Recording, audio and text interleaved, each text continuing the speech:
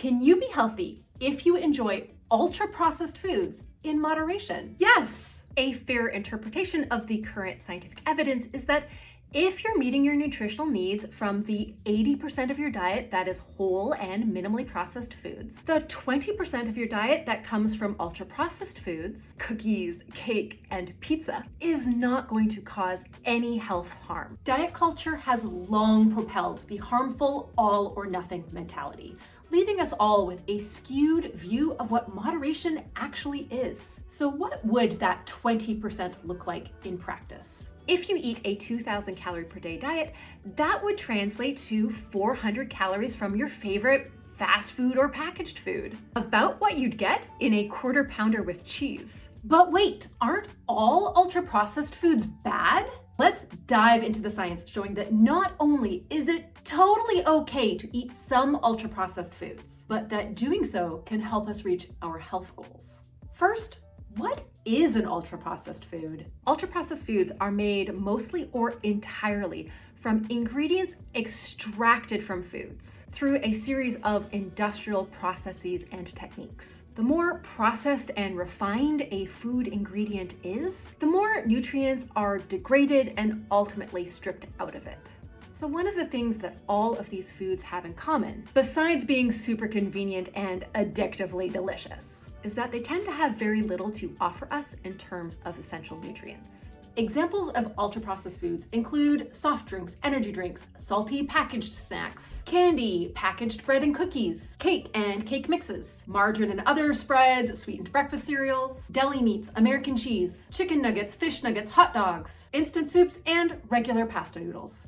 So what happens when we eat a lot of ultra-processed foods? Besides the dopamine rush that drives hunger, cravings, and food addiction, the more ultra-processed foods we eat, the higher our risk of obesity, cardiovascular disease, cancer, type 2 diabetes, depression, and dementia.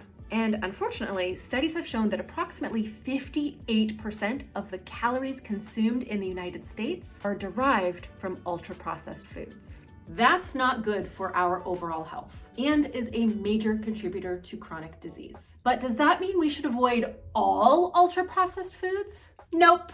The very good news is that studies show that consuming ultra-processed foods in moderation doesn't negatively impact our health. Let's take a closer look at two of these studies. This data comes from a 2019 prospective study out of Spain, following nearly 20,000 university graduates, whose average age was 37 at the beginning of the study, for 15 years. The graph here shows how all-cause mortality, a general indicator of health and longevity, increased through time, and comparing the people who ate 4 or more servings of ultra-processed foods per day to the people who consumed 3 or fewer servings of ultra-processed foods per day. The study authors calculated that consuming 4 or more servings of ultra-processed foods per day increased risk of total mortality by 62% compared to sticking with 2 or fewer servings of ultra-processed foods per day. And that was after accounting for confounding variables, including age, sex, marital status, education level, smoking, television viewing, napping, physical activity, diet quality, dietary habits like snacking, and BMI.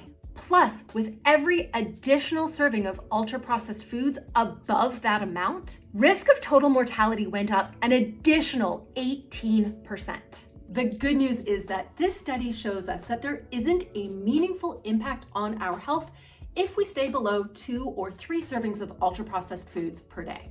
This data comes from a similar 2022 study out of the UK, which followed over 60,000 people over the age of 40 for 10 years. This study showed that people who got more than 43% of their calories from ultra-processed foods had a 17% higher risk of developing cardiovascular disease and a 22% higher risk of all-cause mortality compared to the people who got 20.8% or less of their calories from ultra-processed foods. And yes, the statistical analysis in this study also accounted for age, sex, race and ethnicity, smoking, BMI, physical activity, education, alcohol intake, and diet quality. There's good news here. These studies show that we can get up to about 20% of our calories from ultra-processed foods without it harming our health at all. This is sometimes referred to as the 80-20 rule, and it's a good way to ensure we get to enjoy our favorite foods in moderation while maintaining a high-quality diet overall.